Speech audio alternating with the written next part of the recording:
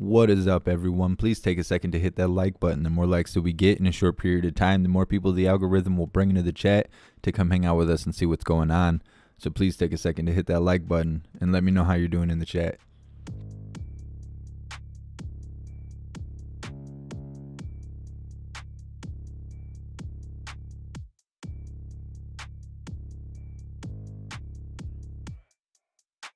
What's up, Beastly?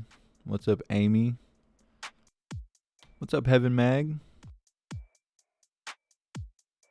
Thank you so much, Andy, for your donation and your support. I really appreciate you. You guys ready for some lying and crying with Jimball Psaki? Oh, I gotta pull up her high school photo. Just a moment.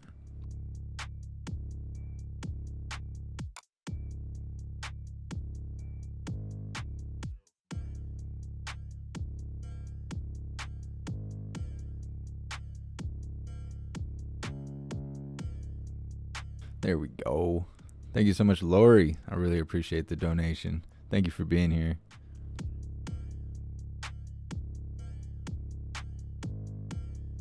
Thank you so much, Sherry, for continuing on with the hooligan membership. Been a hooligan for 11 months. You're officially a hooligan.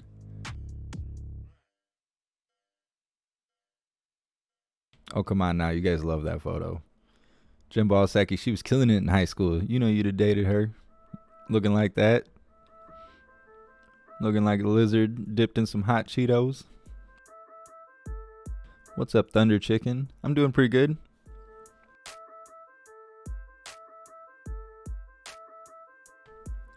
All right, she's already a minute late. All right, give me a second. I have to check on these other chats, and then I have to send out the notification, so just give me a moment while you guys gaze upon her high school photo.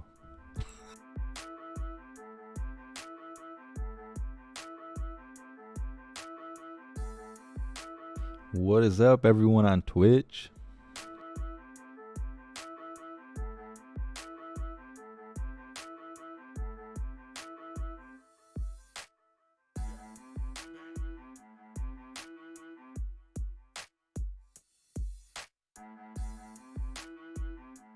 What's up, everyone on Odyssey? Thank you guys for being here.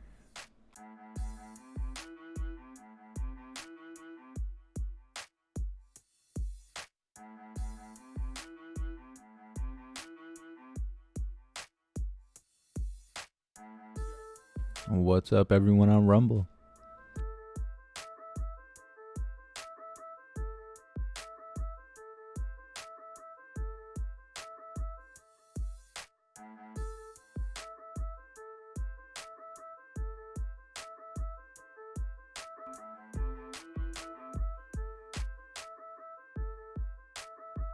What's up, everyone on Facebook? Thank you guys for being here.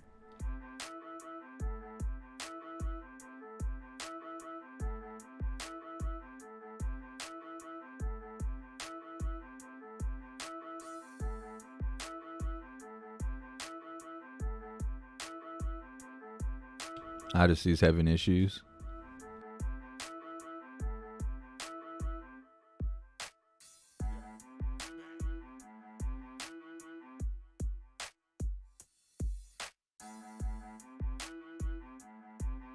Yeah, man, I remember my glasses this time. I woke up with a headache, and I was like, it's probably from going live with no glasses. All right, I got to send out these notifications for the liar gets on the screen.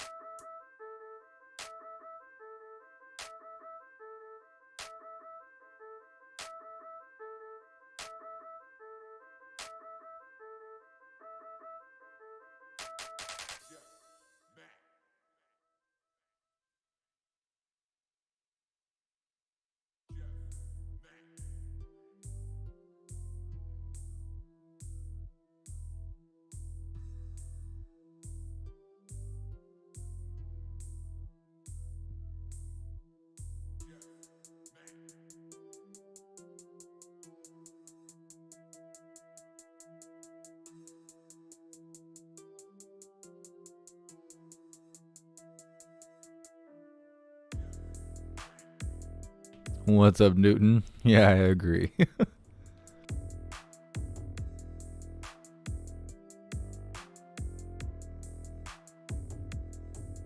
I don't know how to say your name. Parabellum. I didn't cut it off. I don't know what happened. I don't know why the live got cut. At first I thought it was YouTube that cut it off, but then Facebook went off too. So I don't know what happened. I tried to update all my software. I signed out and back into everything.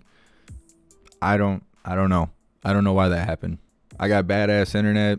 I got like a $200 wireless Wi-Fi modem. Like, I mean, I couldn't really have better equipment than I have. So I don't know why that happened. I don't know if it had to do with like the building I'm in and they were working on the internet connection for other people, or weather, or what. I don't know why that happened. What's up, Hooligan Mode? What's up, Indigo?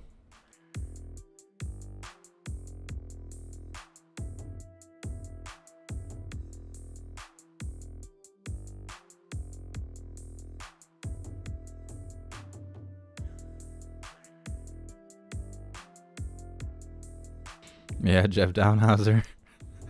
Jen Psaki, she hates Peter. She hates Peter on the screen. They probably bang after work. They probably go have dinner and stuff. What's up, Jesse? What's up, Dean? Thanks for being here.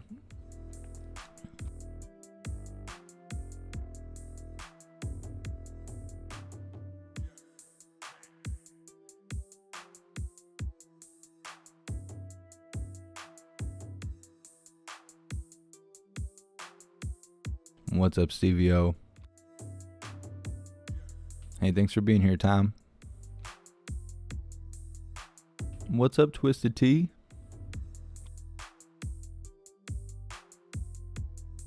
What's up, Cindy? It's going pretty good. How are you?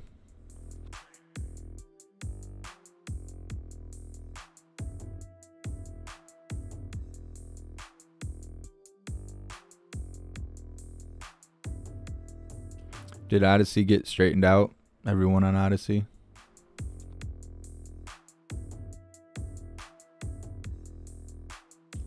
PMT, I don't even think we have Comcast here. For a second there, I didn't even know what you were talking about, but I remember when I was like 12, our digital cable came through Comcast when I used to live in Niles. No, I use Spectrum. I don't know. I use the best provider I have in my area.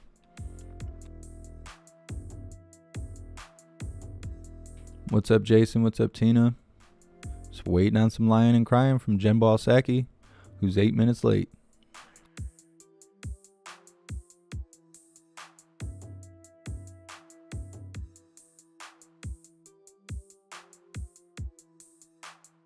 What's up, MLB1? Yeah, Newton, it's like one of her tells, sticking her tongue out. She can't help it. I think it has something to do with how she breathes with her lizard face. What's up, Deputy Dog? What's up, John?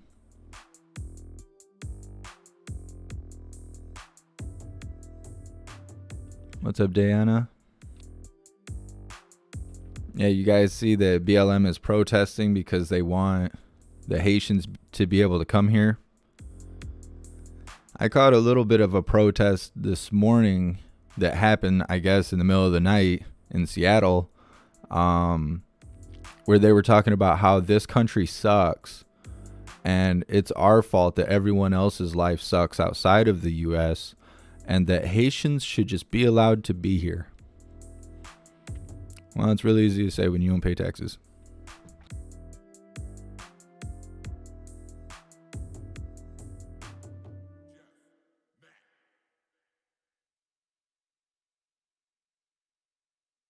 Heck yeah, Hooligan Mode. You're awesome. Ted, Starlink internet. You mean like Elon Musk stuff? I don't need better internet, and I sure as hell don't need to pay more for internet than I pay. I pay like $60 a month for internet or something like that, and they may not be a lot to you guys. That's a lot to me. When I first started going live, my internet was like $18 a month, but I needed better internet to be able to go live on multiple platforms, because having all my eggs in the YouTube basket is dangerous. Parabellum, going to the range yesterday was pretty awesome. I probably spent $500 worth of rounds, but it was worth it. It was pretty awesome. I did not capture any footage though. My phone died on the way out there, but it was a lot of fun, and it was needed. It was definitely needed. What's up, Two Feathers? Yes, ever since going live, I almost never watch TV. I get so much screen time doing this. I have 3 monitors in front of me, and on the 3 monitors I have 13 tabs that I have to switch between throughout the entire live. And I have to use both hands to keep this going. I have to constantly have both hands rolling in order to keep things moving swiftly. No, John Costello, I did not take my flag for a walk yesterday. By the time I got done with the range, it was maybe 58 degrees. The sun was almost down. It was pretty late. I didn't expect to be out there that long, but I was having too much fun. A brash conservative. That's Jim Balsaki's yearbook photo from high school. I know you think she's cute. You were like, dang, who's that?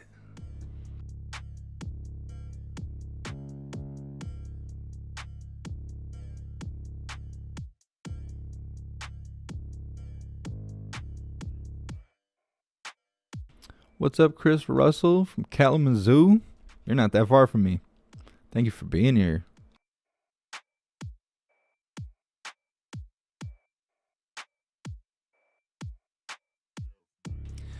Mana, it was not perfect, but it was all within range of a plate carrier. I know that from 36 yards for all of the different long pews that I used. And then I did between 15 and 10 yards with hand pews, moving and strafing side to side and stuff like that. Different kinds of practice.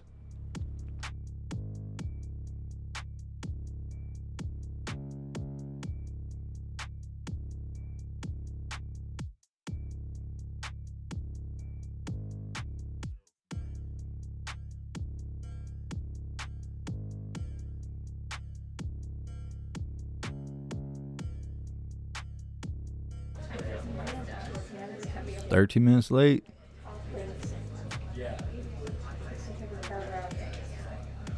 Hey, thanks for being here, Tina.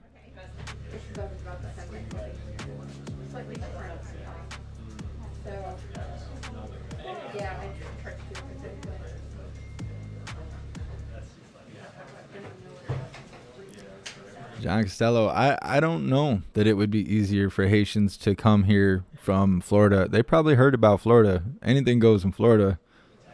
They probably didn't want to try that.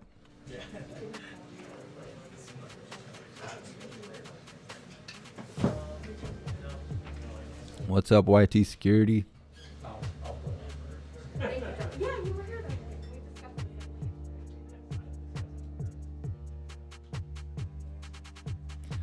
Yeah, S-Race.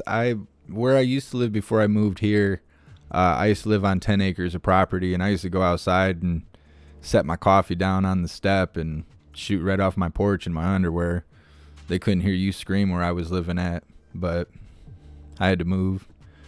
Personal reasons, unfortunately. So now I live around a whole bunch of people that I'm not going to be able to trust if doo-doo hits the fan, but it is what it is. I'll move when I can. Hooligan mode, I do have my conceal carry. I had to get my conceal carry when I started going live because of all the death threats. Pretty soon, every time I leave the house, I will have concealable body armor on. I already leave the house with cameras in my vehicle, body cameras on me, a 19+1 conceal carry. Well, it's not a conceal, it's a full size hand pew that I conceal. I have multiple holsters depending on what the weather is. I got mace in my glove box just in case something is not a lethal situation. But yeah. Today, NEC Director Brian Deese and Secretary of Commerce Gina Raimondo will host a semiconductor supply chain convening to discuss the ongoing global chip shortage, the impact the Delta variant has had on global semiconductor supply chains, and the industry's progress toward improving transparency and trust across the supply chain that both produce and consume chips. We use semiconductor chips constantly in our everyday lives, and the participants in today's event will be representative of that, including those from the consumer electronics industry like Apple and Microsoft, the automotive and trucking industry, including General Motors, Daimler, and BMW, and firms that support agricultural and infrastructure equipment. The semiconductor shortage has been top of mind for the president since he took office, but we also know we must also rely on the industry to take steps to minimize the impact the shortage is having on U.S. workers and consumers, including providing greater transparency. We will continue to work with Congress to fund longer-term solutions, something we've been working hard on to expand and strengthen domestic manufacturing capacity for chips and strengthen the federal capacity to address supply chain resiliency. And we're also working with partners and allies to minimize the impact disruptions overseas have on the U.S. economy. Here we've been working with foreign governments in Southeast Asia and elsewhere to keep critical factories up and running while taking appropriate COVID precautions to support the local public health worker safety. Why don't you kick us off? Thanks, Jen. Two questions, both on budget. One, Senator Schumer, as Speaker Pelosi came out and said they have agreement with the White House on a menu of options to pay for the agenda. Senator Manchin, Senator Sanders have indicated they don't know what's on that menu. Can you give us some details about what is on that menu? And maybe like a rough range, maybe specific options, anything that shows that this is progress? Well, first, Josh, we certainly think it's progress, and it builds on the president's meetings he had yesterday with leadership, with moderates, with progressives to talk about the path forward in an effort to unify members of the Democratic Party and caucus around our shared objective of lowering costs for Americans and making the tax code more fair. As Leader Schumer saw, I know you followed it closely, but for others, as Leader Schumer said, I should say, he conveyed what has been agreed to is a menu of options that will pay for whatever the agreement on the investment may look like. And so it's a menu of revenue raisers. Now, I think as you may understand, it's important to have those. I don't know what the hell's going on. I'm watching the bandwidth just drop. Including Senator Sinema, Senator Manchin, a range of members about what those menu of options of revenue raisers look like. That's exactly the process that's going to happen over the short term. So I'm going to let that play out before I detail more from here. I would otherwise point you to Leader Schumer's office. Okay. Secondly, I know you don't want to negotiate from the podium. I typically try not to. Exactly. But are there any items where there is unity among Democratic lawmakers in the White House, like with regard to the child tax credit, universal pre-K? Is there anything where you can say, we have agreement that we want these programs at this level? Well, I think what's important to note here, and you gave me an opportunity to do this, is there is broad unity about the importance of, again, lowering costs for Americans, whether it's childcare, elder care, the cost of college, cost of pre-K, that's all part of the discussion. Child tax credit. There's broad agreement that we need to do more to address the climate crisis. There's extensive proposals both in the infrastructure package as well as in the reconciliation package. A big part of what we're talking about here, which is not a secret to all of you, are the size of the package, right? There are a range of different viewpoints on that. That's part of what the discussion is, and that will certainly impact as we look toward how we're going to unify moving forward. Go ahead. Thanks. So following up, I want a few follow-ups on the budget. I'll ask about Haiti too. So am I hearing you say that the White House at this point is okay with any of the financing options that are still on the menu?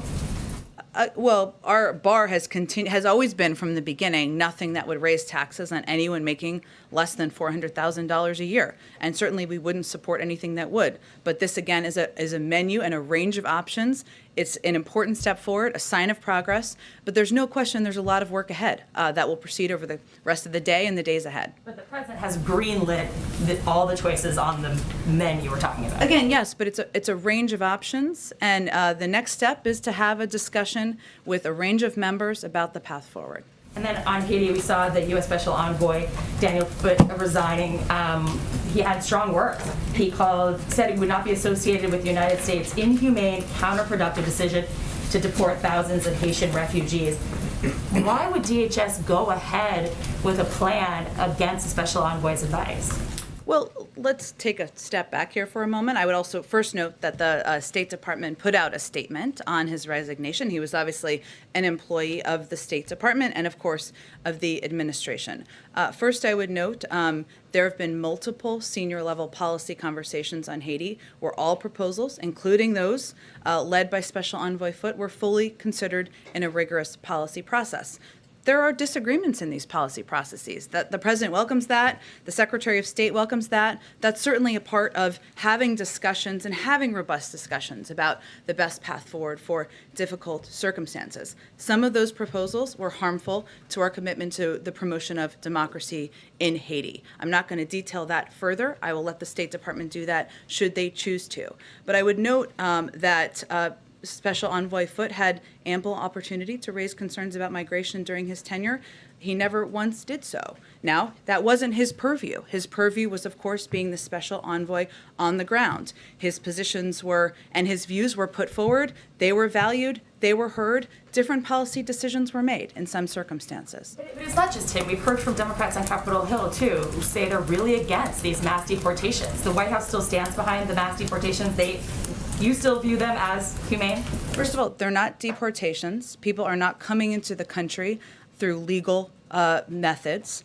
And again, our policy process has continued to be the same with Haiti as it is for anybody coming through for the irregular migration across our border. I'd note, as I did yesterday, that as we've applied our border restrictions, as we've applied our immigration policies, there were more than 90,000 people who departed the country, who attempted to cross our border in the month of August. That was even before we saw the horrible photos that we saw of people gathering under the bridge. There is a process that is in place as people, whether they're coming from Haiti or any part of the world, goes through. Go ahead. Jen, we haven't yet heard recently from President Biden specifically about these images on the border. You have described him as saying that they're horrible, but what does he believe of the comparisons being made between his administration and the Trump administration? We saw Congresswoman Maxine Waters just today saying this is Trump's policy. Several other Democrats are saying this looks like the previous administration. What does he think of those comments? Well, what our role is, and what the president has asked his outreach team, members of his national security team, Homeland Security team to do, is to explain clearly what our policy is and what our policy is not. We could not see it as any more different from the policy of the prior administration, which the president feels, we all feel, was inhumane, immoral, ineffective, wasn't operationally working, and because of the dysfunction of it, we have led to a very broken system that we're dealing with today. So what he has asked all of us to convey clearly to people who are understandably have questions, are passionate, are concerned, as we are about the images that we have seen, is one, we feel those images are horrible and horrific. There is an investigation the president certainly supports, overseen by the Department of Homeland Security, which he has conveyed will happen quickly. I can also convey to you that the secretary also conveyed to civil rights leaders earlier this morning that we would no longer be using horses in Del Rio. So that is something, a policy change that has been made in response. But separately, all related, it's also important for people to understand what our process and our immigration process is and what the steps are that are taken. We are still under Title 42 because we are in a global pandemic. So we are still operationalizing that. If people are not expelled under that, then there are a range of options. Either they are put into an alternative to detention where biometric data is required. They are required to, they are given a notice to appear, or they are put in an ICE facility. This is the process that is ongoing and has happened for every other migrant who has attempted to come irregularly across the border. If I could ask one follow-up on the budget. What is it about the nearly 5 hours of meetings yesterday that gives President Biden hope? Well, I think what gives him hope is that there is agreement about the need to do more to address costs for the American public, whether it's childcare, elder care, the cost of college, pre-K. There's also agreement that there's more that needs to be done to make our tax system more fair. There are important discussions, and certainly there are differences of opinion on what the size of the package should look like. Those are important discussions, but he felt encouraged by how constructive the conversations were. He's going to have his sleeves rolled up, and he'll be very engaged moving forward. Speaking of rolled up, what will be happening this afternoon? Who is he planning on meeting with here at the White House? We're still finalizing specifics, but I think there'll be members who we're working to see if there can be meetings at the staff level at this point as a follow-up to yesterday. At the staff level, but the president will not be meeting with lawmakers today. We'll see, Jeff. The president's always open to meeting with, discussing, communicating with lawmakers, but as yesterday is evidence of, but he just met with a broad range of members yesterday. There's a lot of work that needs to continue that can happen with senior staff members, but I don't think anything has been finalized quite yet. We're happy to keep you updated if it does. Go ahead. And I promised I would jump around today, so after you, I'll jump around and come back. Thanks, Jen. After yesterday's meeting, Senator Manchin said that the president was very straightforward with he and other attendees about what he expected of them, and that the president said, just give me a number that you can live with and what you want. But the progressives have been so clear about their number. Does he have any reason to believe they're willing to come down from 3.5 trillion? Well, this is what a negotiation looks like. This is what compromise looks like. And ultimately, the president also wants to see a robust package that will help lower costs for the American people across the country. You need the votes to get that forward. That is how the process works in Congress. This is democracy in action. So his role yesterday was meeting with a range of voices, hearing from them on what they're excited about, where they may have concerns, and trying to help be a unifier in moving the process forward. It wasn't that it ended yesterday. There's a lot of work ahead, which will proceed over the days ahead. So he does think they might come down. We'll see. He's always believed that there would need to be a potential for compromise, would need to be what everybody would have to be open to. A couple questions. Are you doing anything to expedite the process of finding Foot's replacement, given the situation in Haiti? I don't have anything to report out to you on kind of what the next steps are there. What I can reiterate to you is we have an ambassador on the ground. We have a robust presence on the ground. We have a newly installed assistant secretary for the Western Hemisphere, all of whom have experience in the region and will certainly be overseeing the policy at this point in time. Ken, want to go ahead? Just one more. Just one of his concerns that he laid out in this letter was that the Haitian government is expressing an inability to provide for the migrants that are returning there because of a lack of basic resources. DHS has said vaguely that the U.S. will provide support for those people, for the Haitian government to absorb deportees. Can you provide any specific details about that support? Sure. Well, first, let me say, because this is a question that's been asked, that we are working with the International Organization on Migration to ensure that returning Haitian migrants are met at the airport and provided immediate assistance. So that's in the most immediate. In terms of the range of assistance we've provided, let me just give you just a quick overview of what we've done sort of to date. U.S. agencies led by USAID recently provided an additional $32 million in new assistance to support earthquake response efforts and humanitarian relief. This funding builds on the USAID disaster assistance response teams. In January, we announced $75.5 million in bilateral development and health assistance for a wide range of issues for Haiti that we're still working with them, of course, on to deploy. That's a large amount of money. So I would say we're continuing to provide a range of assistance, but the recent $32 million is in response to the earthquake that happened over the summer. Go ahead, Ken.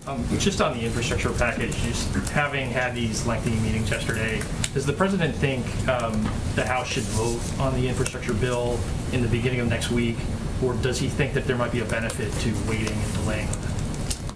The president's going to work closely with leadership to determine what the next best steps are. He also may need Republican votes. Does he intend to bring House Republicans over to talk about infrastructure in the next few days?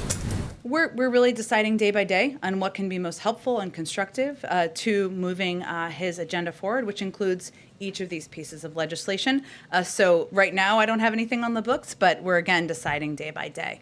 Go ahead. We're about a week away from the end of the fiscal year, and we understand that today's the day that the administration is going to suggest, well, instruct agencies to develop contingency plans for a funding lapse. I want to ask specifically about agencies within HHS, the CDC and the FDA. Years ago, in 2013, when there was a government shutdown, Tom Frieden, who then led the CDC, described that period of time as one of the worst in his tenure at the agency. 8,000 CDC staffers, he said, were furloughed.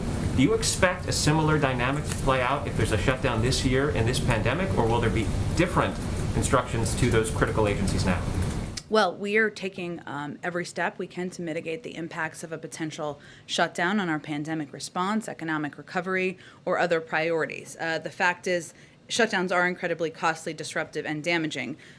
Direct public health efforts can generally proceed during a shutdown because they're exempt, and that is certainly our intention. And large swaths of the federal government coming to a screeching halt would certainly not be beneficial to pandemic response. But we are doing everything we can to mitigate. I'd also say on the first part of your question, it's consistent with long-standing practice across many administrations for OMB to simply remind agency senior staff of the need to review and update orderly shutdown plans. This is not formal guidance being given. It's just a reminder we're 7 days out and we need to be prepared, of course, in any event of any contingency. So we see this as a routine step and one just to be prepared in any event of what could happen. It's theoretical, but would the administration be in support of, let's just say, a cutout, a CR just for Health and Human Services or other departments that are critical to the pandemic response? I don't think I'm going to speak to that, Steve. Our objective here, there is a CR that passed. There's a debt limit that passed, raising the debt limit that passed the House. The Senate can ask to raise both of them and to ensure there's funding for a range of government programs. Go ahead, and then I'll go, and then I'll jump more to the back. Go ahead. My first question is on Haiti, and then I have sort of a bigger picture question around that. But should the administration have been more prepared for these people to come, given the political unrest there this summer, then the earthquake in mid-August, given how conditions were on the ground there even before all of that? And then kind of a second part of it is that the Border Patrol Union has been saying that they had some warnings within the administration as early as June that they were expecting an influx, not of Haitians, but of other migrants to Del Rio, and that they needed more resources there. So did the administration not act on those things? Were those not widely disseminated concerns? And then, just kind of on the conditions in Haiti, like, couldn't the administration have expected that refugees were going to show up somewhere in these weeks? Well, there's a range of factors here. It's hard to really gauge what percentage, or I can't attribute at this point what percentage each of those factors are. Obviously, there are challenging circumstances on the ground in Haiti with the government unrest, with the earthquake. There are also a number of smugglers who are taking advantage of this, and we've seen that over the course of the last couple of weeks. Certainly, we're aware of that reality. We've seen that as in other parts of Central America as well. But that's something that we have no doubt has contributed to a rapid influx of people who were told that they could come into the country and everything would be fine, when clearly it's not. So all we can focus on at this point is what steps we're taking now to ensure there is an orderly and humane process, to ensure that people who are there are treated with dignity, that they're going through a process of being considered for the range of options. And that's what our focus is on at this point in time. Sort of related things or not. President Biden ran on a promise to use government to help people and that he would be able to wield the powers of government effectively. But we've seen on a range of issues, whether it's the pandemic, immigration, Afghanistan, some missteps or places where the government trying to do its best hasn't necessarily been good enough. So what do you say to a voter who might be saying, I thought Biden was going to know how to run this government, but now we're looking at a potential government shutdown in a week and a default on U.S. debt? I would say that every president is elected to weather storms and navigate crises, and they come to every presidency. And if you look at all of the things that you loaded into that question, all issues that are happening, of course, currently, the president has been clear that he wanted to end a 20-year war in Afghanistan. He did exactly that. That's something I would say the American public broadly supports. We've certainly acknowledged that there are aspects, of course, of how it was handled or how all of the events transpired that were not what we had planned for. I would say on other issues, we are doing everything we can to prevent a government shutdown and planning to prevent the impact that we've seen in the past that has been quite devastating on different components of government. We're right now in the midst of trying to get a historic package that's going to address a lot of issues the American people care about across the finish line. And making policy is messy, so we're right in the middle of that. So I would say to anyone who feels that way, we're in the middle of navigating and weathering storms and dealing with crises. That's what a president should do. That's what an administration should do. We're not going to shy away from that, and that's what people were elected him to get through. Go ahead. Also on Haiti, building on Jeff's question, I mean, when you have Maxine Waters saying that what these images and this policy harkens back to the slave trade, I mean, you're saying here that you're trying to communicate what the policy is. She and other Democrats who are your allies in other political projects are criticizing that very policy. Isn't this a larger problem, a political problem for the president than just merely communicating what the Title 42 policy is? It's not just about the Title 42 policy. I think Congresswoman Waters and others, as are we, have been horrified by the photos of the Border Patrol officers and that behavior. And we've taken very specific action in launching an investigation, ending a part of a policy that the Secretary of Homeland Security felt was problematic. There has also been a view that we were handling our immigration policy in a different way than we were handling for other migrants who were coming across the border. That's not true. And so what we've been doing is trying to explain what our policy and our process is and reiterate to everyone that our objective is not to keep the policy as it is, which is broken, which is not workable long term, to work with people who are frustrated to put in place a new immigration policy that is humane, that is orderly, that does have robust asylum processing. But we've also reiterated that it is our objective to continue to implement what is law and what our laws are, and that includes border restrictions. Go ahead. Jen, in the spirit of explaining policy, can you explain how the administration is determining who gets to come in and get processed under Title VIII and get an NTA and who's getting expelled? On the ground reporting suggests that it's based off demographic, not racial demographic, but if you come in as a family, single adult, what have you. How is Border Patrol determining right now who actually gets to stay in and get processed and who gets expelled under Title 42? Sure. So across the border, including in the Del Rio sector, we continue to enforce Title 42. Families and single adults are typically expelled under this CDC directive when possible. The determination of who can be expelled or not is determined by a number of factors, including the makeup of the specific family unit. Some people with kids who are younger than a certain age are not accepted back in certain countries. We know that from our immigration policy writ large, long before the last couple of weeks.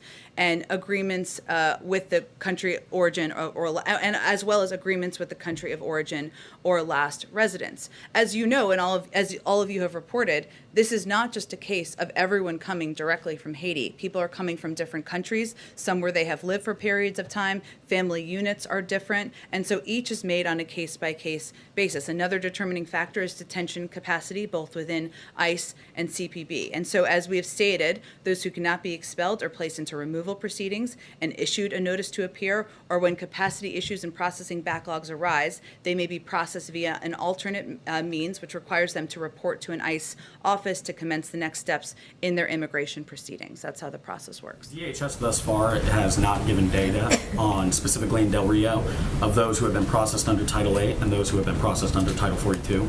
Is there any breakdown that you can provide on that? I think they did provide yesterday, and I think they're going to be providing regular updates, and certainly this is something that is under their purview, as you noted, that the department has conducted 2 repatriation flights yesterday. I'm just going to give you a little more information than you asked for, but just so everybody has it, with a total of 318 Haitian nationals on board. These flights will continue since Sunday, September 19th. 12 repatriation flights have left the United States. 1,401 Haitian nationals have been returned to Haiti. 3,206 Haitian nationals have been moved from the Del Rio camp to CBP custody or to other sectors of the United States border to either be expelled via Title 42 if possible or placed into removal proceedings. Sometimes it requires a discussion in order to determine the path forward. Therefore, there remain less than 5,000 migrants in the Del Rio sector. Can I ask about police reform as well? Sure. Obviously, reports that those talks are dead. What's the White House strategy now moving forward to try and rein in police departments? And I know that the readout yesterday mentioned working with Democrats both in the House and the Senate. But what's the strategy also for the White House to work with Republicans as well, who did ask for more concessions when it came to these negotiations? Well, I spoke to this quite a bit yesterday, but I'm happy to speak to it again. Part of our objective is to communicate and work with a range of members, activists, and others who've been involved in pressing for reform, something the president strongly supports. That includes the consideration of executive action, and certainly includes considering whether there is a path forward legislatively. Obviously, we just saw those talks break down just yesterday, so those engagements need to resume, but those are really the next steps in the process. Karen, go ahead. Thanks. Getting back to the Monday potential vote on infrastructure, you had said in response to Ken's question that the president's working closely with leadership to determine what the next best steps are. But what has he indicated he thinks the next best steps are? Is he looking at Monday as a hard deadline, or would he be okay with that vote being delayed by a couple of weeks? Again, he is somebody who has been through this process quite a few times before, and he is going to work in close consultation with leadership. That's when the vote is scheduled. We don't have any information to suggest that has changed, but our focus right now, and really his focus, is on finding common ground, working together to unify the caucus and the party around a path forward. And to follow up on that, and what you had said earlier about there's a lot of work that still needs to be done, and the president sees himself as a unifier in this process moving forward, does he feel that he has to sit down in the same room with the moderates and the progressives? Yesterday the meetings were separate. You explained why, but does he think he needs to have all of those stakeholders together to actually move this process forward? We're going to determine day by day what the right next steps are. So yesterday he had meetings with a range of voices, some who had different points of view. That's part of who we are as a Democratic Party, part of democracy, and we'll determine day by day what the best next steps are. Today I think it's follow-up on a staff level. Kind of like a middleman then, if he's hearing from the moderates and then passing that on to the progressives. He's not the only, they're talking to each other as well. So this is just his role in hearing from all of them and playing a role that he can to unify points of view and find the next best paths forward. Go ahead, Yamiche. Hi, thanks, Jen. A couple of questions on Haiti. The first is the president has often used his bully pulpit during the most important times in his administration. Why is he not using that bully pulpit to speak out forcefully himself on the treatment of Haitians? I would say, Yamiche, certainly I've represented to you all his point of view.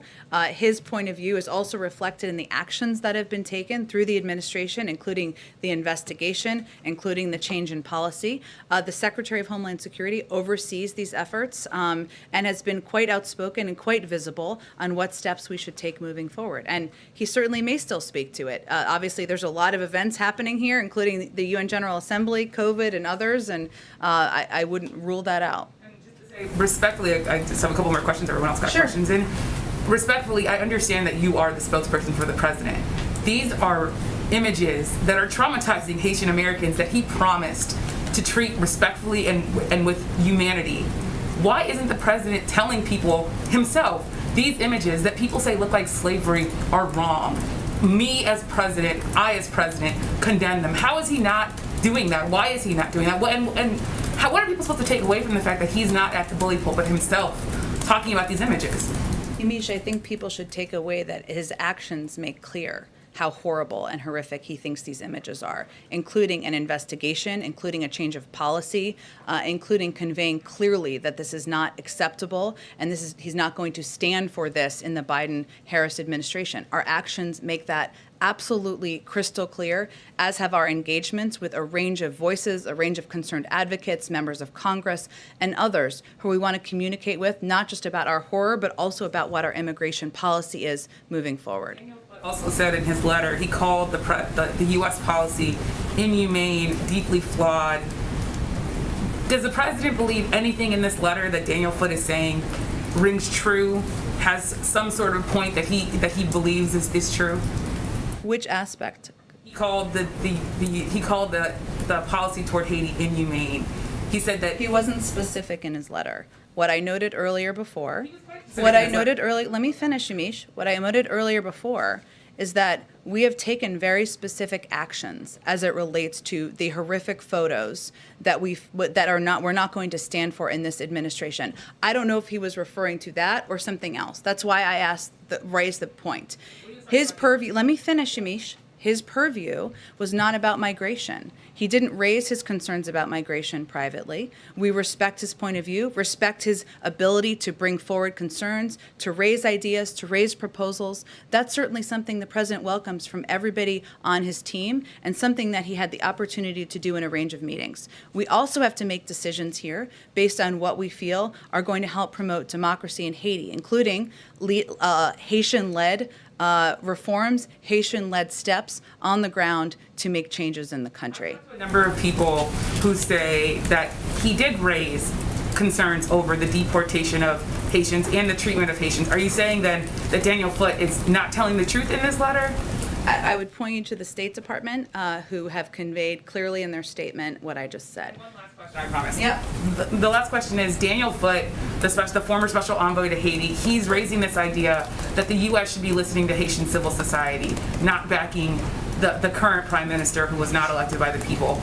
What's the president's response to that? Because those civil society members have been telling me and other reporters for months, even before the assassination of the president, that President Biden was not listening to the people of Haiti about how to move forward with their government. We support a Haitian-led process charting the country's course through the current political situation. We don't back any one political group, and we continue to encourage all political stakeholders to engage in dialogue and find solutions together. And that has been our objective through all of our policy process making throughout the course of this, in addition to providing a range of assistance, training to people on the ground. Go ahead. Thanks, Jen. A couple questions on COVID. One having to do with masks and airlines. About a little more than 4,000 incidents reported of unruly passengers. Senator Dick Durbin has said that fines don't appear to be working. Now we understand they just doubled, but they don't appear to be working.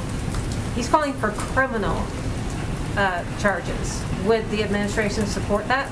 That's not a policy decision we made. We obviously just announced the doubling of fines last week, and we're hopeful it will have an impact on people behaving in a safer way on flights. One more question on COVID. When it comes to people who are resistant to vaccines, not hesitant, but resistant, outside of mandates, is there any discussion going on? Oh, sorry, I'll let you continue and I'll ask a Discussions going on about messaging and how to reach people who would just say, I'm never going to take that vaccine. Is there a new approach being discussed outside of the policy that's going to be new rule through the Labor Department? No means no, bitch. Yeah. So I think if we go back to December, only about 30% of people in this country were willing to take a vaccine. Now we're at over 75% of people who have received at least one dose. So clearly there has been progress made in addressing people's questions, addressing hesitancy or resistance, whatever it may be. And we've taken a range of steps, not just the announcement made just last week about mandates, prior to that. Part of that has been relying on local messengers. Part of that has been making the vaccine broadly accessible to everybody in the country, making it as easy as humanly possible to get vaccinated. And we're going to continue to deploy those tactics as well, because we've seen them as effective, and we've seen them work in a range of communities, getting us to a point of over 75%. Follow up on COVID, please, Jen. Sure. So yesterday, the president in his remarks mentioned working together with partners to increase global vaccine capacity, including this upcoming meeting with the Quad. But one thing that he did not mention was anything about supporting the TRIPS waiver or waiving the patent technology at the WTO, which many experts say will be the game changer in terms of boosting global capacity. So is this no longer a priority for the administration? Well, he supported the TRIPS waiver. Excuse me. It's a process being led by our ambassador. Let me finish. Our ambassador. It's an ongoing process. We